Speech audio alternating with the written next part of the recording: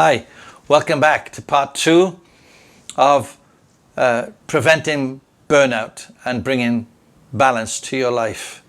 If you remember, I laid a platform showing quite clearly that balance is central, that Jesus wasn't all one thing, that there was balance in his life. There were moments he was ministering the word, moments he was ministering in the supernatural and in the spirit. There are other times we see him at a wedding. There are other times we see him out in a boat. There are other times he was walking somewhere. Of course, all of those things can have a spiritual impact, but we must also recognize that Jesus didn't just do everything spiritual, that he did things that were fun. And we need to have that too, because we are a spirit who lives in a body, and those two coming together causes us to be a living being, the living soul. And so we need to see that we need to look after our physical body, we need to look after our spirit man, we need to look after our soul realm. We need to understand the soul is the mind, it's the emotions, it's the personality, the feelings. I try to say so many leaders, it's all spiritual. They haven't got time for the natural things. They haven't got time for relaxation. They haven't got time for going swimming or reading a book. It's all spiritual. I tell you, you'll burn out. And then you become irrelevant because people can't keep up with that. Because life to normal people, life to church members is they're in the world. They're having to work. They're having to raise families. They're having to look after the cooking. They're having to look after the garden, the painting and decorating of a building, or the upkeep of a building. Whereas if you're not careful as a leader, all you think about is the church, the ministry, the church building, and you become so detached from the life of other people that you forget that all these other things. And I'm trying to encourage you, don't get burnt out. Have longevity. Do what needs to be done to keep yourself strong in the spirit, strong in your body, and strong in your soul. Because if your body goes down through ill health or through weakness of some sort or tiredness, I tell you now, it'll pull your mind down. It'll pull your soul realm down. And those two pulling on your spirit will pull down your faith level. It'll pull down your expectancy level. It'll pull down, and it will make you start being a bit despondent instead of full of faith, because each part is connected to the other. But if you're strong in your spirit and strong in your soul, it'll pull your body up. I'm telling you now, if you're well in your soul, it'll be well in your body. Can I tell you that one of John's letters at the end of the Bible tells you quite clearly that God wants you to prosper as your soul prospers. So in other words, the prosperity of your life, whether that be financial or whether that be success in the ministry or in business or in every other area of your life, it's a reflection of the soul. So God wants your soul well. He wants your soul full, healed. Let's think a bit more about this. Morning, afternoon, night. Remember we talked about God being a trinity. We are a triune person. The day is split in many ways, morning, afternoon, and night. You can't work all three. You have to learn to operate in two of them and do something completely different in the third one. I've been in the ministry of 42 years, and I'm telling you now, I have a worldwide ministry. I have people all over the world, churches in different parts of the world, ministries in different parts of the world. And at any time, I can get a phone call, I can get a text or an email asking me to talk to them. And of course, I'm not there. I have to make a phone call, or thank God today, I can use the phone and use Messenger and video chats and conference calls. But if I'm not careful, I'm trying to do everything. I'm trying to do what God's called me to do. I'm trying to feed my spirit man. I'm trying to look after my soul life. I'm trying to travel and minister, but I'm also trying to minister to these colleagues of mine from around the world who are watching on video or who are calling me and asking me for advice. I could be ministering all day and all night, and you can't do it. You'll burn out.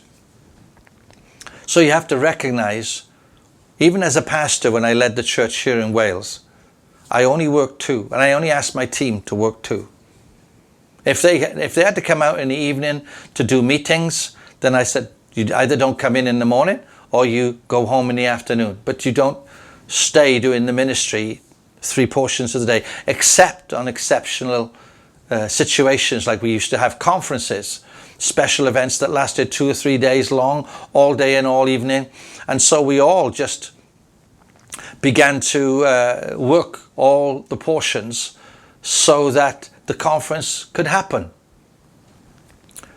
But as soon as that conference was over, I used to give them days off to make up for the fact that they'd been working.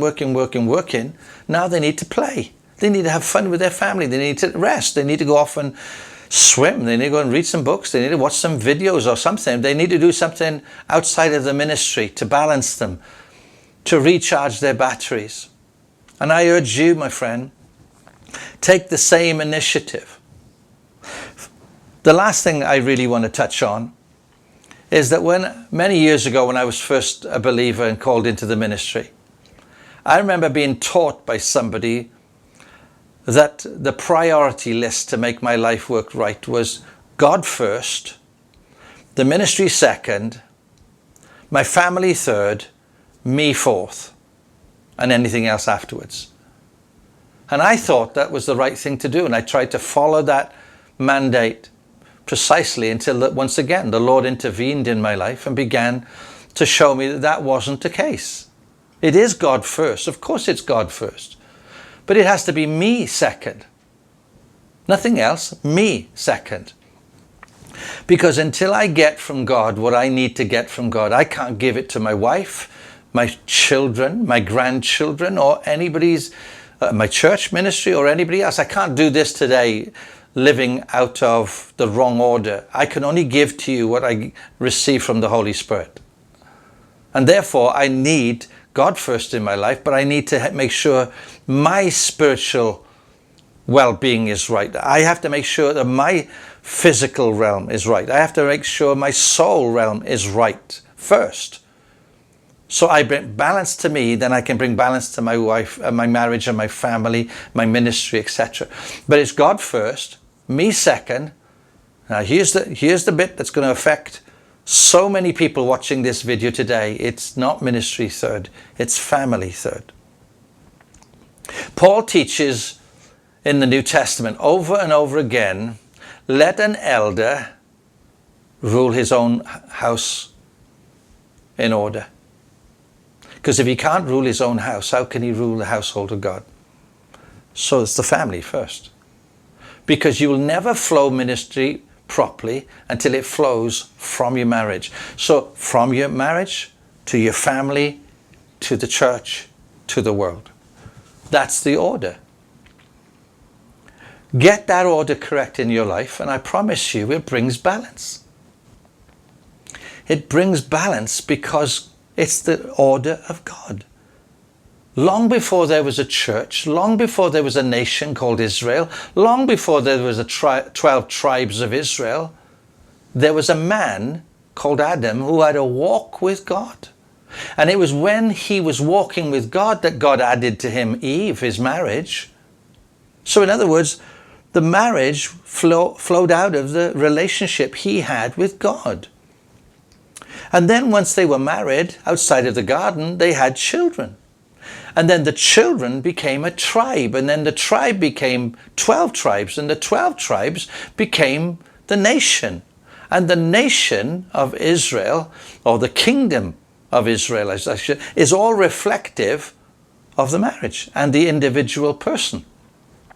So if you wanted to work in the kingdom, make it work in the individual, because what God does in the individual is the foundation of everything he does in the kingdom. And that's the same principle, my friend.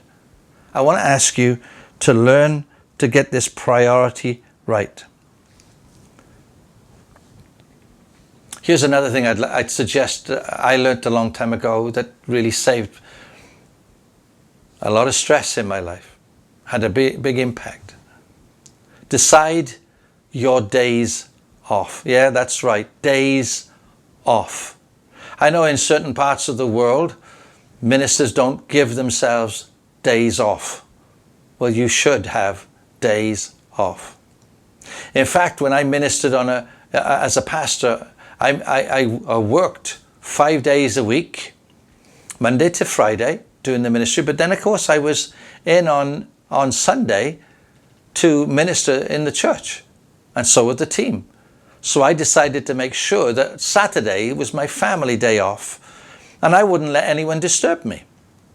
If it was an ultimate emergency, then I would. But I wouldn't do it just for the urgency of what other people thought was urgent. There's a vast difference between what is urgent and what is important. Some people say it's urgent because of the experience they're experiencing, but actually outside of it, and you look at them, you realize it's not urgent at all. I can remember someone phoning me at 3 o'clock in the morning, and I woke up and answered the phone, and it was a lady in my church crying and screaming, asking me to get up and travel to where she was, about 25 miles away, and minister to her and her husband because they were on the verge of a divorce, etc., etc. Well, I knew that family very well, and I looked at them and I said, well, tell you what, come to my office at 9 o'clock in the morning, I'll see you there and we'll deal with it. Well, that totally shocked them, because this lady thought I was going to get up at 3 o'clock in the morning and travel to her house and have input. And she said, you're not coming now? I said, well, I could come. I said, but I'd be exhausted, I'd be tired, I wouldn't be able to give you the very best wisdom, I'd be half asleep. It's 3 o'clock in the morning. I said, but if you come to my office at 9 o'clock, you'll have my full attention, I'll be wide awake, and I'll be raring to go to help you. Well, she was really annoyed at me, and I just said to her, hang on, how long have you had this problem? And she said, well, for 20 years. I said, well, it'll wait until 9 o'clock in the morning then. It can wait another 6 hours. She thought it was urgent, but it wasn't. The emotions were urgent. Can I tell you, 9 o'clock the next morning, I got a phone call saying they weren't coming because they'd sorted the problem out. You see, you can be pushed into a situation just by someone else saying something is urgent, yet it's not important. Of course it's important to them, but is it important enough for you to stop doing what you need to do, because you have to take control of your life? Once again, I repeat to you, the devil cannot stop you. He can hinder you, but he can't stop you.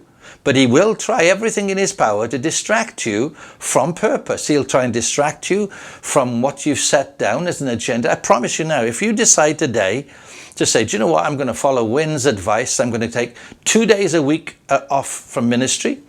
And these are the days, and this is what I'm going to do. I give you a few weeks, and all of a sudden in will come the temptation. Somebody will make a phone call. You'll get an invite to go and do something spiritual, and off you go. You'll do it, not realizing you've been distracted. So I made my family day the Saturday, and I unplugged my telephone. If I had a mobile phone, I switch it off, or I give it to my wife so that she can look after it, and she'll tell me if something is a true emergency. On Mondays, I used to start the week with a day off with my wife, because that's my greatest ministry. Why? Because she's my first sheep. My marriage is my first responsibility. My family is my first place of ministry. Therefore, to give my wife a good day where we did things together, alone, not with everybody else around, giving her the attention she needs, spoiling her, taking her to a place for a meal where she wants to go, doing what she wants to do. Gwenda today loves walking. So we try and make sure when we got days off, that's what we do. We go walking. She likes to swim. Well, let's go swimming. I like to eat out. Well, let's go eat out. But I do everything I can to make her day wonderful and mine. And that recharges my soul. But it also brings me into correct alignment with the Spirit. I urge you, my friend, put down your calendar and start marking what you like to do. Give yourself time off. Can I tell you, when I first had Anita, my secretary, she was a wonderful, incredible secretary. She taught me what it was to have a secretary. I can remember one of the first days she was working, she came in and she asked me 100 questions of how I liked things and what I wanted here, there and everywhere, just for her to understand my daily routine. And so she said, with the calendar in front of her, she said to me, can I ask you a question? What's your birth date? So I just told her the birthday. And she said, what's your wife's birthday? So I told her that. What's your children's? When's your wedding anniversary? And I looked at her and said, what do you want to know all these for? And she says, because I'm going to make sure nobody disturbs those days. That you are focused on. I'm going to remind you that they're coming. I'm going to remind you that you need to get a card or a bunch of flowers, or you need to book a restaurant, or you need to take a day off because you're going to do that. And she said, what sport do you like to do? On what things do you like to do on your days off? And do you like sport? So I said, oh yeah, I love to watch Wales play rugby. So she said, okay, and she wrote it down. I said, what are you writing that down for? She said, because I'm going to find out when those games are on in the calendar, and I'm going to put it in your calendar, and nobody is going to rob that day from you. She took over my whole calendar, which was the best thing that ever happened to me. So people would say to me, can you come and preach to me on a certain date? I said, I'd love to, I don't know. Phone my secretary, she'll tell you. And my secretary, they'd phone my secretary and say, I'd like Wynne to come and minister on this weekend or on this date. And she'd look at the calendar, and if it was one of those special event days, she'd say, I'm sorry, no, he's fully booked that day. Why? Because she knew I needed balance. It's not all spirit. It's not all emotions. It's not all physical. It's balance. Do you know, I use technology. I have an Apple iPhone with an iPad at home. I have an iMac at home. My wife has the same things. Well, do you know, those have, Microsoft do the same thing. All the phones do the same thing now. They all have calendars on them that you can link. So my wife and I are linked in the calendar. So anything that she puts in and wants to do, she puts it in and it shows up on my phone, so I don't double book on something that she wants me to do. And vice versa, I do the same thing. So we both are in touch. My friend, what for? So that we make sure we do the right things together. So if somebody in my family, my children, grandchildren are doing something special, it's in the calendar so I don't miss it. I mean, there are times in my life I've had to miss it because of being on the other side of the world, but I try to limit that as much as possible because I want God first in my life. I want Him to have His way in my life first. And then I want it to flow in my marriage, my family, my ministry, and out everywhere else. My friend, remember, there's a difference between important and urgent. What's important is that you be healthy, spiritually, emotionally, and physically, and you stay on this planet long enough to flow in the things of God. Really take to heart what I've shared this last 2 sessions and put these things into practice. There's 100 other ways I could share with you what God showed me, practical things, but I think you get the understanding from what I'm saying. But if you want more, just write an email to us and I'll share more of what can do. Can I tell you, this is not cultural. This will work in every nation of the world. And I'm sharing it because you need to take care of you. God bless you. The Lord's table is about reconciliation. Well, of course it is. The death and the resurrection of Jesus brought us reconciliation with God. Therefore, the Lord's table is reconciliation with one another.